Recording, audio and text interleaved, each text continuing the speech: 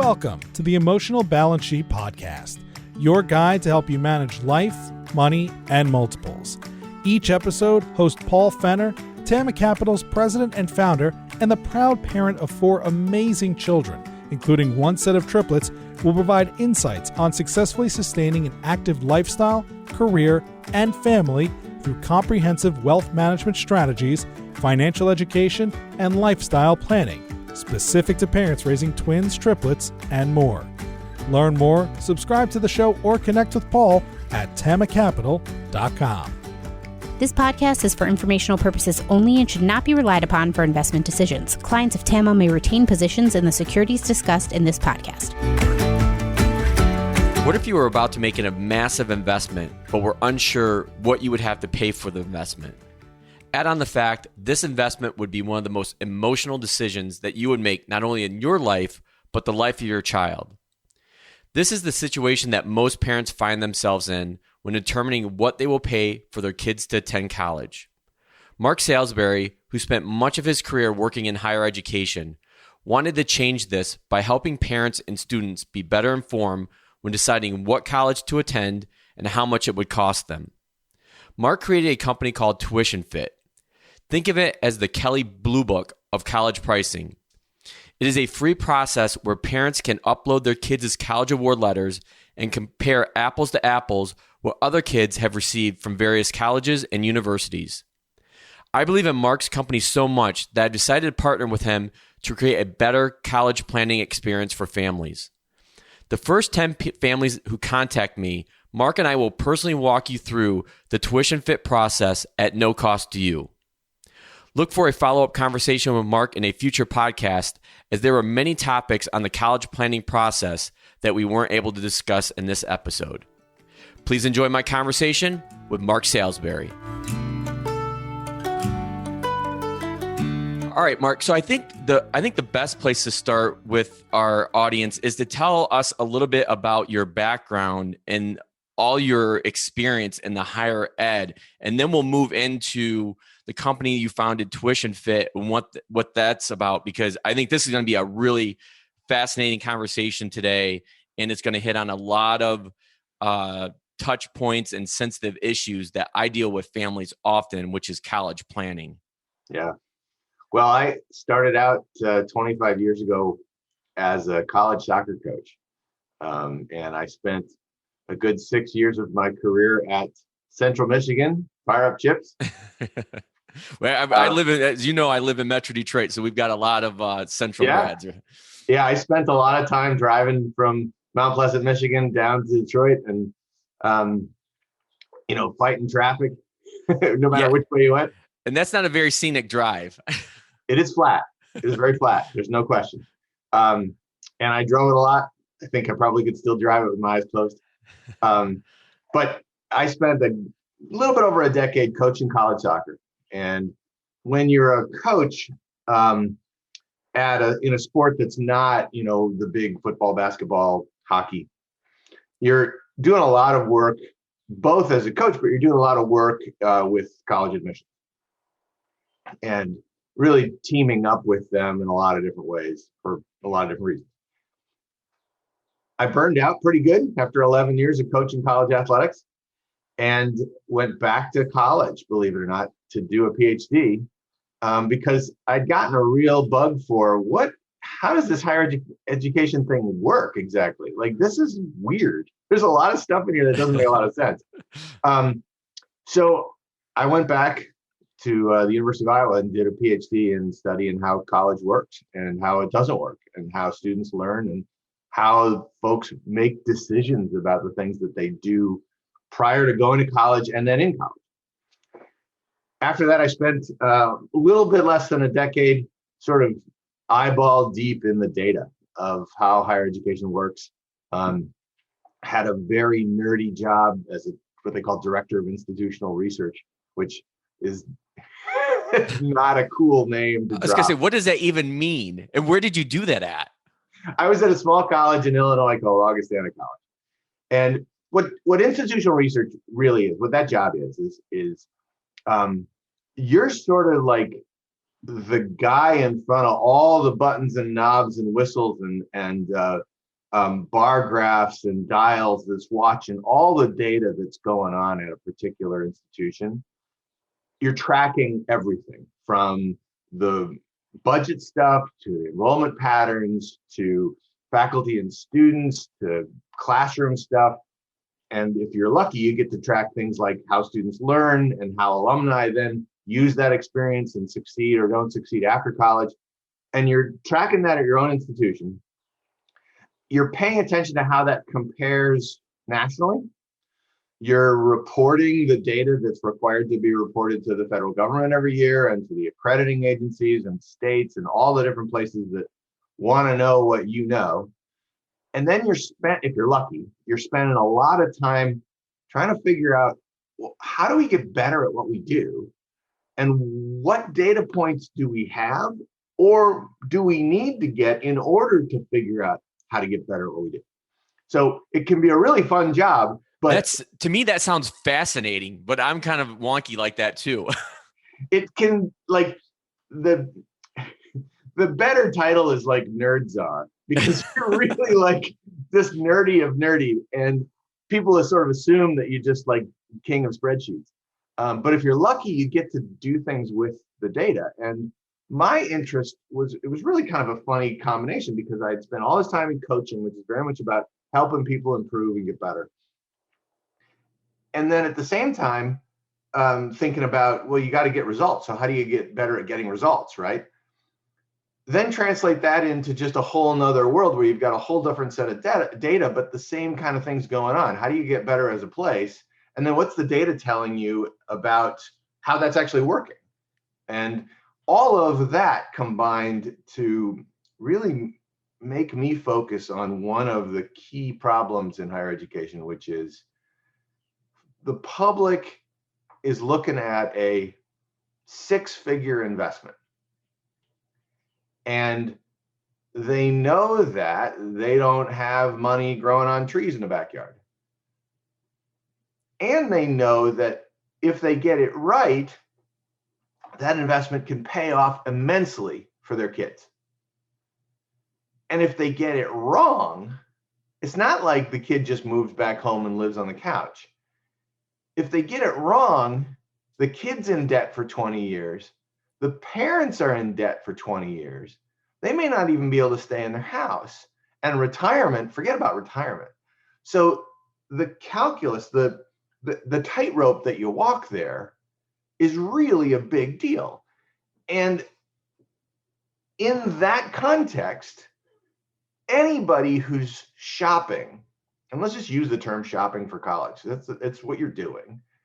But I don't think, and we're going to get into the details of this, I don't think people realize that that's what they need to do, is to shop. You're right. And there's a whole history to how we've gotten to that. But when people are looking at something that costs this much, the first thing in their head is, I got to make sure that whatever I end up with fits my price range. And that's something you need to know at the very beginning of the process. And nobody can find that out, because until the company that I started, there was no data set that had the actual prices that colleges charge students. So let me back up a second. So I first found out about you, Mark Salisbury, and TuitionFit through 2 resources. One is Ron Lieber, who's a New York Times columnist who wrote the book, The Price You Pay for College. And I just finished that probably a couple weeks ago. The book just came out, and that blew my mind. Ron went deep, and then he went deeper, and then he went deeper. Yeah, he just kept going deeper and deeper. And I recommend that, and I'll put that in the link in the show notes. But that's a book that I highly recommend, and I'm sure that you do as well. I do, yep. And then the other resource that I use often is Lynn O'Shaughnessy, and I'll link to her in the show notes. You were doing an interview with her a few weeks ago, and I'm like, I listened, I watched that interview between the two of you 3 times. And that's when I reached out. I'm like, I got to get Mark on this, because this is really hot, because with the type of families that I work with, so mostly I work with parents between the ages of 30 and 55. I have younger kids coming on board, and I have people that are retired. But a lot of the bulk of the people that I'm working with right now are getting to those years where their kids are starting to get into, sophomore, junior year in high school. And I'm getting more and more concerned. And I'm spending a lot of time researching this whole higher education field and listening to people like you and having these types of conversations that I'm trying to get out into the universe, not only for my own families, but, others, just to create public awareness of what's going on, because it's a really big issue. It has become an immensely important issue, in part because the data is so clear that some kind of degree after high school is essential for any kind of success as an adult professionally. And the lack of clear information is so pervasive that it sets up an environment in which it's very easy to send out marketing messages that gin up lots of fear and lots of panic. And when you are in that kind of position as a family, where it's we have to help our kids get a good college education, and if we don't, we put them at serious disadvantage, not to mention we feel like terrible parents. There's a lot of guilt. Yes, a lot of good. That's one of the great parts about Ron book, is he really digs into the feelings that go with this challenge. And in the absence of any real data, there's so easy to gin up lots of panic, and it's so easy to sell messages, as the colleges and universities would do, to get you interested in their place, that are really driving emotions, but actually aren't really supported by what we know about college students and we know about success in and after college. So let's stay there, because that's a topic in Ron's book, and I'm sure there's some kind of work or correlation that you did in that nerdy role that you had every day. And I didn't know about this. And correct me if I'm wrong, if I'm getting this wrong, is CSL, which is something like learning attributes, like what you actually walk away with from college. And a lot of it's really hard to measure, and it's difficult to get answers to questions you may have around, okay, well, what's my kid actually walking away with from college? Are they getting or building the resources and the tools that they need to be successful and work? Because, that's the one thing that I know of with my career, and you probably know with your career. It's like college didn't prepare me for what I do. Like, I had to get into the workforce, but that college degree is that entry ticket that you have to have. Yeah. So I was a part of a big national study right before some of the stuff that Ron mentions in his book, that was all focused on the same thing. How much do students learn? What do they learn? And when they learn, what's going on that drives that learning? And when they don't learn, what's going on that stunts that learning? And the reports of that Ron talks about, the data that he talks about, where there's so much evidence that at every individual institution, there's students that learn a lot and there's students that don't learn anything. That's the kind way in the data that we had, and the data that he actually cites. There's plenty of examples of students who actually got dumber over 4 years of college. And at every single institution, there's a huge range of growth or no growth. And the difference between institutions is really not that much. There's far more variation within individual institutions that then overlap with every other college and university out there. And that evidence dovetails with a whole bunch of other things that we know, which is that it doesn't really matter which institution you go to. It's what happens while you're there and what the student does while they're there. And that really flies in the face of an awful lot of what people think when they engage the college search process. So going back to so before I founded TAMA, I had a corporate career in accounting, finance, and operations. And so these ERP systems that I would always work with, both on the financial and the operation side, are what drove, how we ran a business, a manufacturing plant, a division, whatever you want to call it. And we always had this phrase, it doesn't matter what the ERP system is. If you put garbage in, you're getting garbage out. Mm-hmm. Is that, do I translate that to what you're saying with colleges, with students? Like if they're not willing to put in the effort, well, then they're not going to get anything out. I mean, it seems pretty logical, but is that what the data says? Yeah, essentially. Calculus at Wayne State is the same as calculus at the University of Michigan, right? It's not different. There's not extra chapters in Jane Eyre that they talk about at Michigan that nobody gave to the folks at Wayne State, right? And it really is true that what makes the difference when students really learn is the degree that they switch from just punching the clock, showing up, doing just enough to get the grades, and really sinking their teeth into learning. And it doesn't mean that every college environment is exactly the same. There are some institutions that really do a much better job of cultivating that kind of engaged learning environment. But there's still the step that the student has to take to make that learning work. And in the higher education space, colleges and universities really have gotten hung up on focusing on their features and not necessarily focusing on how do those features translate to the outcomes.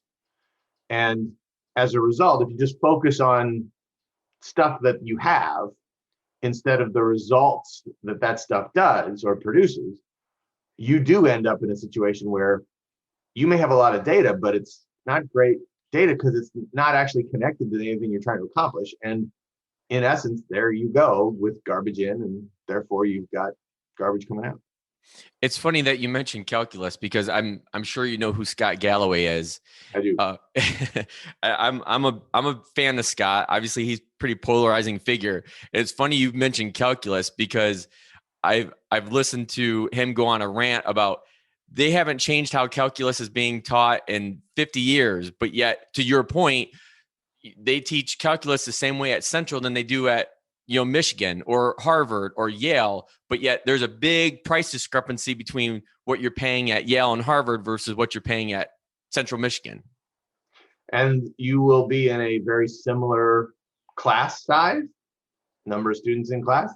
You'll be in a lecture hall that will probably look very similar with somebody down in front and a bunch of rows up. I mean, it really ends up being an awful lot of similar stuff.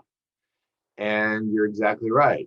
The difference in price that the same student, meaning the same academic pedigree, the same academic profile coming out of high school, and a family with the same financial situation, going to college, they can spend, in some cases, spend $5,000 for the first year of college, all in. And in other cases, pay $65,000 for the first year of college, all in. And the two places might have a bunch of different features, might have a bunch of different stuff, might even look really, really different. The point of the TuitionFit project was very much at the beginning, and still is it $65,000 per year better? Right? Maybe it's $5,000 a year better, but until you have the data in front of you as a family, you don't even get to decide. So how do families get that data? Because to me, and it goes back to, I think I've heard you talk about this. I've heard Scott Galloway. I've picked up on it in Ron's book, and we kind of talked about it a little bit, is that the student has to be engaged with what they're doing. And a lot of that starts with A, the environment, but B, really more specifically, the professors, the people actually doing the teaching, and how they can get connected with students. And, I remember going back to when I started, I started at GMI, or now it's Kettering now up in Flint, Michigan. I had a professor that really took me under his wing my first year. I still hated the school and transferred after my freshman year. But, this professor took a really strong liking to me. I don't know why. And I remember having dinner at his house multiple times. And that was always resonated with me, and was a really big deal. I'm like, here's this guy who really cares about me, and trying to help me. But when you're trying to look at schools, like, you don't know anything about the professors really, unless you do a lot of digging and shopping. We'll keep coming back to that. So that's like a huge wild card. Mm-hmm. Right. We're going to just sound like we're just continually getting out there promoting Ron's book, but there's a whole bunch of stuff in there that's really smart and really good. And it's backed up by decades of research on college student success. And what we know about what makes for good decision-making as you're looking at schools is finding out, don't look at something like the faculty student ratio. Find out from the students, when you go to class, when you work and go to take a course, one, does the professor find out your name? Do they actually know your name? Two, do they know you at all? And do you feel like they want you to engage with them? Like, come to their office hours, like email them a question from something you're working on. Does it feel like they're really invested in your learning? And when you ask students at a particular institution that, even ask the tour guides, what you're listening for is not like somebody saying, oh, it's horrible here, because no one's going to do that. But you're listening for the difference between a vague, blasé sort of, oh yeah, it's awesome, I remember this one professor that I heard about somewhere that was awesome, and I think he's still at our school, versus, no, I'm in this class and this class, and the professor, Dr. Jones, she has meetings in the coffee shop once a week, and we sit down and we just talk about whatever is going on in our lives, and she knows how to motivate me to help me get better. She's really pushing me, and she seems like she really cares about teaching. And those are the kinds of examples. If students can cite that kind of clear, precise, concrete example, that's what tells you, okay, this is a place that really is focused on learning. So let's pivot back to your role in TuitionFit. And so I want to kind of pivot and talk about the financial aid, the cost component of this, because I think we could go on this topic for a while, but I think we're going to be able to go on this other topic for a while as well. So walk us through. So you're in this nerdy, wonky job, college in Illinois. What happens that transition you from that role into starting TuitionFit? And walk us through what TuitionFit is and what that transition was like. So I'm sitting in my office, I'm looking at all this data, I'm seeing how frustrated parents are and hearing about it from the admissions office and just talking to people, and seeing how families are so frustrated with, just tell me what my price is going to be, because I need to decide which schools I'm actually going to focus on. It actually costs money to go take a day off of work and go look at a school. It costs money to apply to a college. Like, I don't want to apply to a place and spend a bunch of money and get my heart jacked up about a place, only to find out I got in, but the price tag's way out of bounds. Like, nobody likes that experience, and everybody's had something like that in their life somewhere where there's a little bait and switch. So I'm sitting there in my office and going, all right, well, these prices aren't hidden in a vault somewhere. Every year, colleges send out millions of award letters to students all over the country, and they're not real clear, but if you know how to read them, you can figure out what the actual price, what the billable price that school is going to ask you to pay. I know from all the work I've done that colleges organize their pricing in a much more simple way than they organize their decisions to get in. The admission decision is a whole nother kettle of fish, but the pricing thing is pretty much, look, your family's got this kind of income, your family's situation financially is this, your academic profile's that, so we're going to charge you this price over here. And they got a big graph that lays that out. So if we could just create a way for the public to share those financial aid offer letters and get the students and families to share just enough about their financial context and their academic context, we'd know that college gives that price to that type of student, zoom it out by several thousand, and protect everybody's private information. So you're anonymizing everything, but you're organizing it by price and student type. You essentially have a Kelley Blue Book for college prices. And so we started doing that a couple of years ago, and the public started sharing data. And we had people just coming out of the woodwork saying, look, we've already made our choice, but if this could help somebody else, we'd love to give it to you. And we started to build a data set. And now we're a little over 10,000 award letters in the system, offers in the system. And families can come to tuitionfit.org and get some clarity about what schools are going to be in my price range. So where should I start to focus? And then once you're seniors and you've got financial aid offer letters, you can share them and see what other students like you have been offered by that school and other schools, and use that to make a more informed choice about whether the price you're being offered is a decent one, whether you should negotiate, whether you should just walk away, put it in context, and make a confident decision. So how long ago did you actually start receiving these, offer letters from families, and how did you even start it? Like, that's why I'm still kind of interested. Like, how did this even start, Mark? Well, I still remember sitting at home and looking out the window thinking, what if we just did this? I mean, crowdsourcing is not a new idea, right? Yeah.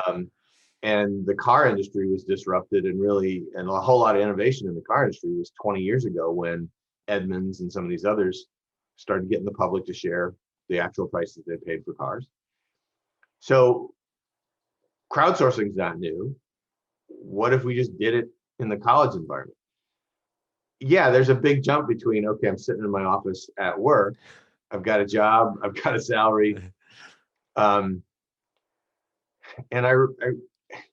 I know higher education well enough to know that it's just not an entity that's very nimble.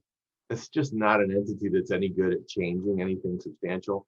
And usually it's like lots of big corporations where you make a choice about something, you see that it might have some potential, you see that it might have some collateral damage and some problems, but instead of going back, you just sort of paper over where the problem is and just keep going. And then systems get built, people get hired, budgets get organized around that new papered over level, and then you paper over those problems. And then pretty soon you got layers of paper and duct tape and rubber bands, and the thing's still creaking and screaming because you got this core problem. But instead of like tearing it all up to start and fix that thing, especially if the rest of the context has changed, you just keep doubling down on the thing you did at the beginning. And higher education is famous for that.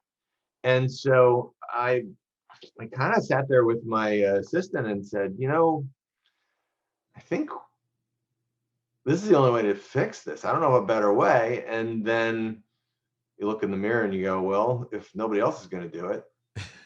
And that's the moment where you really are like, you crazy, you know that, right? Right. You crazy, yeah. Right? But we just decided to go for it and see, and believed in the power of the public to want to change this thing. We need to change this thing because we need higher education.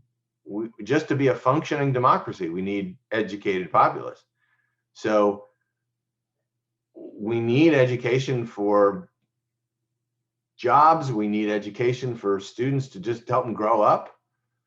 If we're reduced to a world in which everything's just online, I think we miss out on a whole lot of really important stuff. And the data would suggest that that's true. So my colleague and I decided, all right, let's go for it. And that was in the 2018, January 2019, we launched TuitionFit. Okay. So then how did you get the first award letters to get funneled in? Like how did you get this out to where people knew about you that said, okay, I feel comfortable. This is a 2-part question. How do I feel comfortable giving you the information? And then what information am I giving and how do you protect it? Yeah, we were really careful about a couple of things right out of the gate. We said to ourselves, one, it's got to be a free exchange, right? You share information, see information. And 2, this at its core is a trust exercise, and you have to earn people's respect in order for people to engage in a trust exercise. If I'm going to share something that's potentially personal or has my personal information on it, I got to trust that you're not going to turn around and sell it to the highest bidder, right? So we had to build a process that was really clear about protecting that. So we built a process where when families share a financial aid offer with us, we redact all the private information in a letter and then show them the redacted version before we proceed to put it into the system. And the user has the final approval. So if the user says, you know what, I'm still not comfortable with it, even though it's been redacted, I still feel like it's too easy to tell it's me, they can just pull it and then it never makes it into the system. Usually what happens is people see the redacted version and go, oh yeah, of course. There's no way anybody can figure out this is me. And we don't sell the personal data. We don't share it. We don't give it away. We don't, that is, people's personal information is sacrosanct. And this is a side issue, but one of the reasons higher education is in such the mess that it is that a bunch of organizations built this idea that we're going to have a revenue model where we're selling and sharing information. And so the meta effect of that is that everybody gets box loads of brochures and emails and Facebook ads and everything else. And the noise that creates just gets everybody to just tune it out entirely. So nobody listens. And the meanwhile, everybody's cranking out and paying hundreds of thousands, if not millions of dollars to generate all that noise, and nobody's listening to it. And of course, where's the money coming from to pay for all that? Tuition. Yeah. And who's paying the tuition? The families. Right. One of the reasons college is expensive as it is because of this whole monster around it that's trying to fix this lack of good information, this lack of a fair playing field, this very basic, what economists would call an efficient marketplace. So what kind of information are parents or families giving you? I'm assuming it's like, so you have the award letter, but then they've got to give you supplemental data like their adjusted gross income, number of dependents, Yeah, we don't even ask. We don't go nearly that deep. Okay. We don't have to. Because essentially, even though it's a terrible formula and there's a whole bunch of reasons why, the FAFSA produces the free application for federal student aid that most everybody has to fill out or does fill out, just because they're told to. And it's certainly the way that you qualify for any need-based federal or state aid. And sometimes at institutions that have need-based aid, they'll use that formula. At the end of that formula, it spits out something called the expected family contribution. Yep, EFC. EFC. And it's a terrible proxy for your actual family financial situation. But everybody gets stuck with that same bad proxy. And so that number is a good representation for the purposes of organizing folks of your financial situation. So all a family has to do is share their EFC. And just seeing some of these EFC, there's actually a whole lot of variables in there that make it so it's kind of hard to be sure that you know much about that family's adjusted gross income or number of kids in college or any of this other stuff. But that's what the colleges use. And even the most selective schools, they'll use something called the CSS profile, but that's essentially the EFC on bad steroids, right? So EFC is all we need for financial status.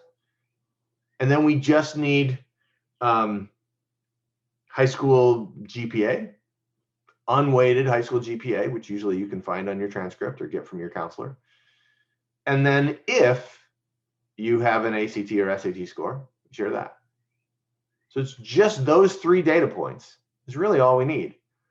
And we're not trying to predict for you what your price is going to be. Prediction's got no upside. It's just, it's a thing that, it was really fun when you had a magic 8-ball and you shake it. And the one time you got it right, you were like, oh, wow, that's cool. But it wasn't really that cool because you already knew that. The really bad stuff is when you get something that's totally bananas, but you then decide to operate on that prediction and then things go horribly wrong. Prediction's got no upside. And that's the problem with a lot of the tools that are available is they'll try to predict for you what your price is going to be at school X or school Y or school Z. And oftentimes they're wrong. And they might not be wrong by a lot, but a lot usually translates into $3,000, $4,000, $5,000. That's 20 grand over 4 years. And you chose not to look at some other places because you thought this prediction might be right. And now you're stuck. So prediction's really not a helpful thing. And instead, for consumers, what's more helpful is what's the actual prices the colleges are charging students just like you.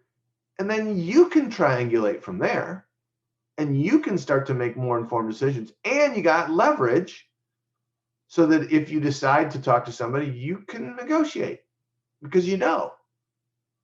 So ironically, this just happened last evening. I was catching up with a gentleman that I work with, and he said, "Hey, he was giving me an update on his daughter who had just gotten in to a school. I won't name the school.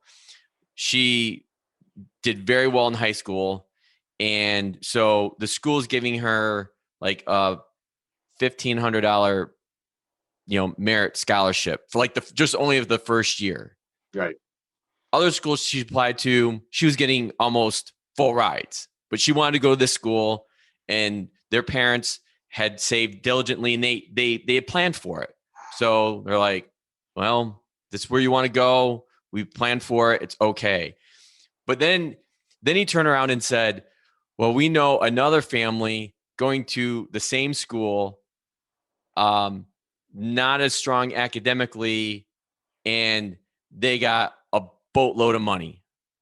And I'm like, well, give me a couple of days. I'm going to have Mark Salisbury on the podcast tomorrow, and I'm going to throw this example at him. So you have this situation. Walk us through like how you deal with it, like how, because this seems like this is like ideal scenario for TuitionFit. Yep. This is a situation where, first of all, you got a family that's planned for it. Okay, so they've saved the money so that they've got a financial situation where they can make this work without really putting themselves over a barrel. Which I will say is the exception more likely than the norm. Yes. So that's actually a sort of, okay, if you've got the money for it and you choose to spend it that way, that's your call. Okay. Because everybody's ultimate decision is a relative value decision. Is it worth spending this money for that school? And every individual has a different calculus, and it should be that way, right? You can pull some data in, but at the end of the day, you might value different stuff. Set that aside. Now you're at this late stage where you still don't want to pay more than you should, right? More than you have to. So this is where TuitionFit becomes really valuable. Families share their financial aid offers that they've got. So your colleague would share their information with TuitionFit. process it. And then because they shared, that's their ticket in. And now they're seeing the offers that hundreds of other students, just like his daughter, in terms of financial situation and academic profile, they're seeing the offers that hundreds of other similar students have shared from whatever colleges they got into. So now you can take the offers that you've got and put them in some context and say, generally, I'm actually getting a pretty good deal for this price compared to what else is out there, whether I applied there or not. And folks that say, oh, but the deadlines and this other stuff, there's a whole other story about that. But higher education, for most schools, they're recruiting all the way to August. They don't make their classes by May 1st. The deadlines is just about the schools trying to get you to be afraid enough to buy it at their cost. So set that aside for a second. Okay. But now you can see your prices in the context of all the other prices. And first, your colleague says, yeah, there's a huge range of prices here. And I'm seeing how my prices sort of sit in the big picture. Then you can start to strategize. So if you know that this other student, or if there's other prices that are there that just don't seem like they're similar to yours, it tells you something about what you should do next. And the first thing that every family should do, no matter what, is just call and start a relationship with the financial aid office and say, one, make sure I understand what your financial aid offers is actually offering. And two, start to set the groundwork for look, this is costing us money. It's expensive. We've got other plans. We've got other kids that we need to send to college. We've got plans for graduate school, whatever those things are. And this is a lot. And I'm not sure I can justify the value difference. And push the school to either defend the price that they're offering or to be willing to reassess. It's not a well-known secret, but it's becoming more well-known.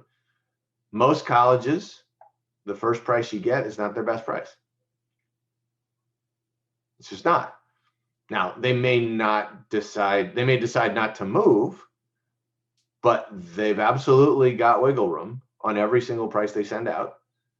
And they won't even consider wiggling if you don't call them. So the first thing you got to do is start to ask. And then it's a discussion where you really need to, as a family, first of all, nobody was successful in negotiating if they weren't willing to walk away, right? Right. So in this case, if their child is that's the school they want to go to, and they really can justify the value, and it really makes sense, and everything's planned for, and well, then you ask them for a better price, and if they don't give it to you, but you're still going to go, all right, well, then you're going to go. But now at least you know that you're paying a lot more than other people are to get to that place because you've decided that place is where you should go or want to go. And there is a whole nother conversation about should go because it's the best value versus I just want that. Right. Sometimes there are people that go out and buy the Porsche, don't have a shot at being able to make the payments, but they just want it. So they buy it and they cross their fingers. Not a great life strategy, but it happens, right? Right. Yeah. And I haven't said this yet. I'm surprised, but when I hear somebody say dream school, that just sends shivers up my spine because that student / family is already locking themselves into a college, university without any regard to, financial data at all. And that scares me. Think about this from the standpoint of running your own business, right? Set aside like any moral judgments here for a second. But if you're running a business and your revenue source is basically one thing, let's say you're running a restaurant, you got to have food and you got to sell food in order to keep the lights on. If somebody comes in and says, look, you're my dream restaurant. I just love you guys. You're just phenomenal. I'll eat whatever you serve.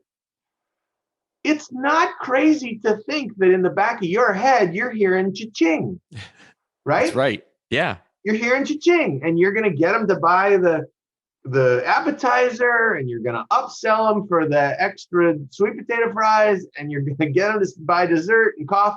Like, you're running a business, right? And you're not forcing them to buy it, but you recognize that this is somebody who may spend a lot in your restaurant, and you want to give them a good experience, but you're happy about that, right?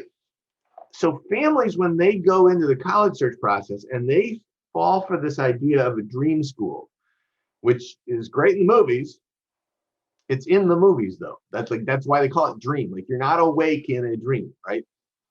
The college says, yeah, good. In fact, we'll build a system called early decision where you can apply to us and you have to promise not to apply anywhere else. And then you have to agree that if we accept you, you'll take whatever price we give you because we're your dream school, remember? And sure enough, early decision is now a huge way for colleges that run that can get away with running that kind of an operation to fill a huge piece of their class and charge more to do it. And it's not like they're evil. It's just, they're a business. It's business. Too. Right. And so as a consumer, you really have a responsibility to think about that and to do some smart kind of, is it really worth this? Like, do some ROI thinking, because you do have other things that you could spend your money on. Your kids, if they want to go into most professions are going to require some graduate school. What if your kid wants to start a business because they saw you start a business, and you could help them get started with a chunk of money, or you could spend it on 4 years of college and then have nothing to help them start their business with? Like, what would you do, right? Like, there is a whole bunch of stuff to consider as a family that play the long game in thinking about this and think of college as just another phase in the long game. You start thinking about it that way, and it really should change the way that you run this calculus. Yeah, I completely agree with you. You're not just making a snapshot decision in time. This has a ripple effect on your kids' life, your life, as we talked about before. Parents, are really struggling on how to pay, taking money out of 401ks, which, full disclosure, I do not recommend taking money from 401ks, retirement plans, because you're just robbing yourself in the future. And so, but let's go back to my colleague, for example, and walk us through. So he's interested in doing this. How's it work? Mm-hmm. Well, the first thing is being able to know what context you're in, right? Because if he doesn't know anything about any other offers that anybody might have from that institution that are different prices, right? If he doesn't know anything about that, you have really no idea how to strategize. And there's a strategy to being successful here, right? There's a strategy, certainly, how not to be successful. You don't call up the school and just rant and say, my kid's way better than this, because you won't get a dime. Just won't, because they're human beings and they'll just be mad at you. Right. So the first thing is get a sense of where this sits. So they'll come to tuitionfit.org, and that's where they start putting in their information. Yes. Yep. You create an account on tuitionfit.org. It's free to do that. You plug in an EFC, you plug in some high school GPA and test score information if you've got it. If you don't have a test score, that's fine. And then you upload their financial aid offer letters. You just take a picture of it with your phone or scan it on your printer, upload it. We take care of the rest. And it takes a little while to process because, one, we verify that it's real, make sure it's just the right school. Sometimes people will say that they've got an offer from Loyola Chicago and they actually got an offer from Loyola Maryland. So we got to make sure it's the right school, right? Then we redact all the private information like we talked about before. calculate what's the actual price that they're going to ask you to pay. And a lot of times the financial aid offer letters aren't very clear in that. So we want to make sure that we can tell you this is the price that's going to be on your bill in the fall. Then you approve that award letter. And now as a function of that, you get to see all this other stuff. So that's the first step. And as soon as you do that, you now can start to strategize, because you can see, how does the price that I've got, how the price is that I've got, because you've uploaded a bunch of award letters, how's it compare? And if you decide, okay, that school X, that's the school that we really want our daughter to go to, maybe for all really well justified reasons, because we really believe in the way they do what they do, and they have good graduation rates, and they've got good job placement rates. It's close to home, or it's far away, whatever it is, we've decided that's the place. Okay, so now it's, how do we strategize to try to get a little bit more money? And one, where does this sit, right? Because how much more money, right? And in order to know that, you have to know sort of where it sits.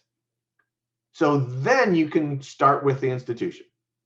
And you first is just call them up, make sure you understand their award letter and you have a relationship with them, and you're telling them how much you really love their school and you want to go there, and you're being honest and professional and genuine. And then you're telling them, like, yeah, this is a challenge for us for whatever reason. There is an appeal process that's more traditionally used if your financial situation has changed radically from when you completed the FAFSA, which for virtually everybody, that's the case now. Yeah. So you can use that process as well. But then you can also say, look, we know some other prices because we're using other tools. We've seen TuitionFit. We know what's out there. And we're having a hard time justifying the value difference. We're having a hard time justifying that your school is asking us to pay $20,000 more per year than several other places. We're not saying you got to get to match necessarily, but help us justify this. And that puts it on the institution. The institution makes a choice really at that point. They can say, no, we're not going to justify it. That's your price, take it or leave it. Or they can say, all right, let's have a sit down. We're going to PowerPoint you through why it's really worth this amount of money. Or they're going to say, we hear you. We know college is expensive. Let's see if we can figure out a way to make the price a little bit closer to what you need it to be. Do you have a sense, Mark, of, and I know it's all relative, so I'm putting you on the spot with this question, but do you have a sense of the direction colleges usually take with that? Do they say, nope, not doing anything, or are they willing to work with you? So two things vary.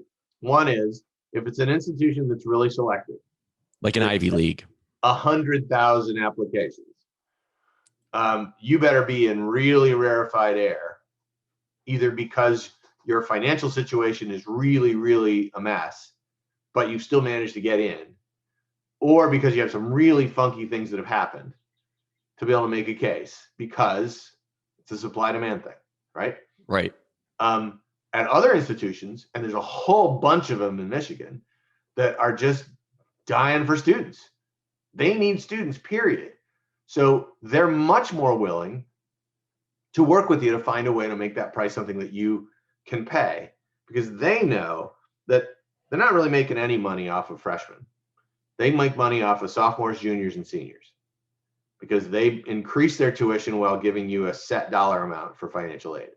So if you don't come as a freshman, you're not there for them to generate revenue as a sophomore, junior, and senior. So it's in their, they're motivated to try to make this work for you, right? So one is, if it's a super selective place, your chances of negotiating are a lot smaller than if it's a not so selective place. If it's a place that's traditionally just needs students, right? The second thing is time of year. So if you try to negotiate with a school in January, everybody's got rose-colored glasses. Everything looks great. We're going to make our numbers this year. It's going to be good. I'm not particularly motivated to negotiate as an institution. But we have models that project out how many tuition deposits we need to have in January and in February and in March. And we haven't projected it out, not just by the week, but by the day. Oh, because wow. we paid a consultant to figure out what that is.